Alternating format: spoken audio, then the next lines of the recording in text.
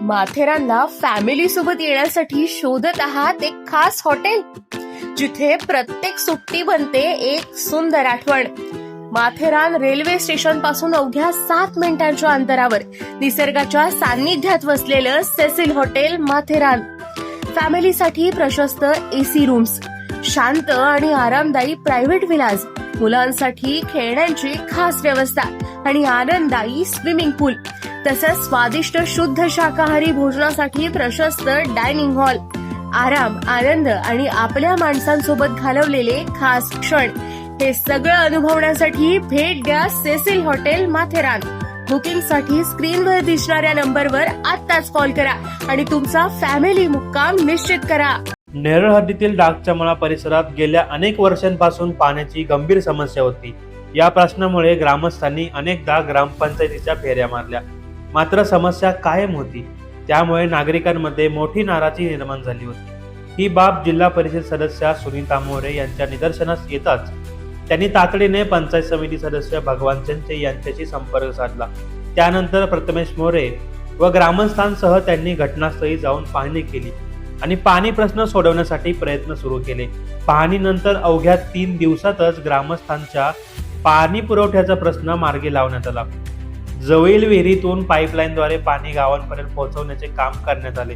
या कामासाठी ग्रामपंचायत कर्मचाऱ्यांनीही अथक परिश्रम घेतले. अवघ्या 3 दिवसात पाणी गावात पोहोचताच ग्रामस्थांच्या डोळ्यात अश्रू आले.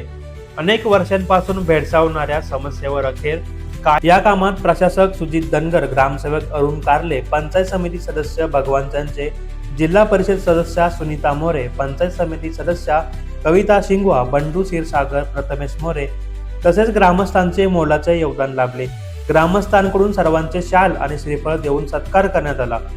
त्यांच्या संयुक्त प्रयत्नांमुळे डाकच्या मळ्यातील पाणी प्रश्न अखेर सुटला असून परिसरात आनंदाचे वातावरण निर्माण झाले आहे.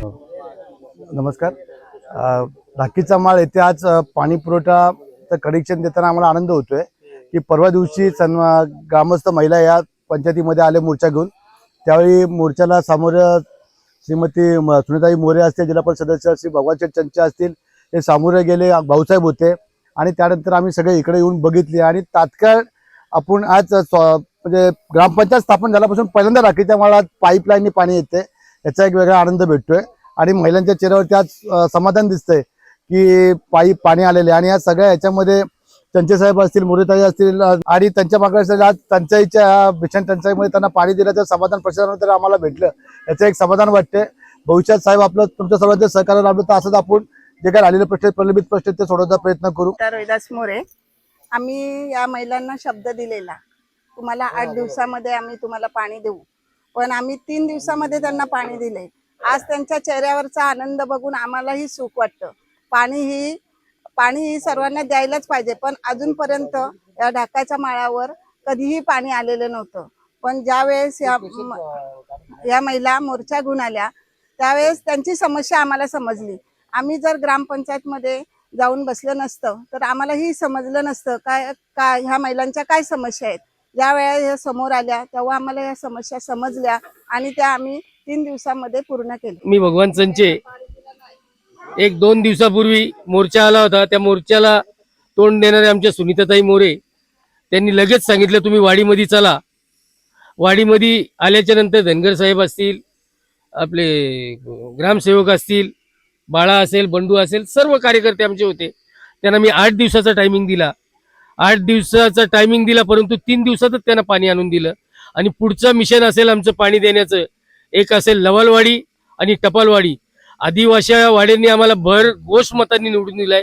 जास्तीत जास्त आदिवासी वाड्यांकडे आम्ही लक्ष देणार. आज मला सांगायला अभिमान वाटतो की नेरळ ग्रामपंचायत स्थापन झाल्यापासून सुमारे 65 ते 60 वर्षापासून ही वाडी पाण्यापासून वंचित होती. हे अतिशय खंतदायक प्रकार आहे.